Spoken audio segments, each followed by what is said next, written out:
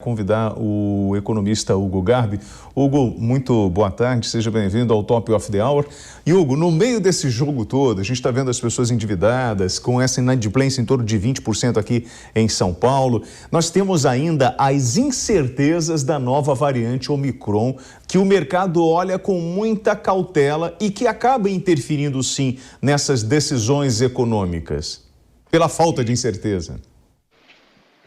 Muito boa tarde, William. Muito boa tarde, Mariana, Guilherme, colega economista. Olha, William, perfeito. Acho que a variável Omicron, né, é uma variável adicional em termos econômicos. A gente sempre salienta que a economia e o capital ele é covarde, né, entre aspas. Então, qualquer incerteza no momento crítico que nós estamos vivendo em termos econômicos, não só no Brasil, é importante salientar, mas no mundo todo, você tem uma retração dos investimentos, né? Então, quando eu menciono investimento, não é investimento de capital, né? Investimento de capital bruto, ou seja, investimento que vai gerar emprego e renda que a população tanto precisa, que o Brasil tanto precisa. Então, em termos gerais, existe ainda, nesse último mês do ano, uma cautela por parte dos investidores, principalmente indústria e serviços, na contratação e na geração de emprego e renda.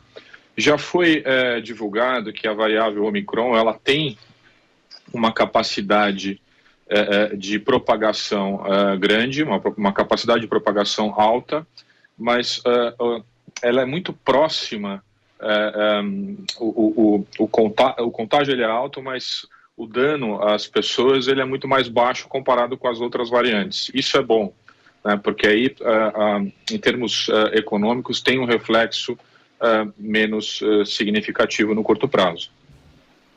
Bem, agora eu gostaria de devolver aqui para o economista Guilherme, mudando um pouco essa temática, mas outro ponto que também tem impacto direto na nossa economia é a aprovação ou não aí da PEC dos precatórios e agora ainda mais com essa medida defendida por alguns senadores do fatiamento. O grande problema é que algum deles acredita, os que são contra, né, os que defendem aí um plano B para que não haja esse fatiamento, tem medo do que eles chamam de um populismo fiscal por conta do governo Jair Bolsonaro com o espaço que seria aberto com essa PEC. Quais seriam os prejuízos, né, que esse populismo fiscal ou esse espaço demasiadamente aberto, dando brecha para coisas que não seriam fundamentais nesse momento, poderia trazer pensando nesse cenário de 2022?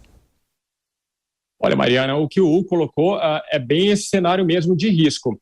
Quando você muda a regra no meio do jogo, você gera incerteza para o mercado financeiro. E aí, mercado financeiro, eu estou falando desde a Bolsa, mas como investidores e aí que aportam dinheiro para gerar emprego e renda no Brasil.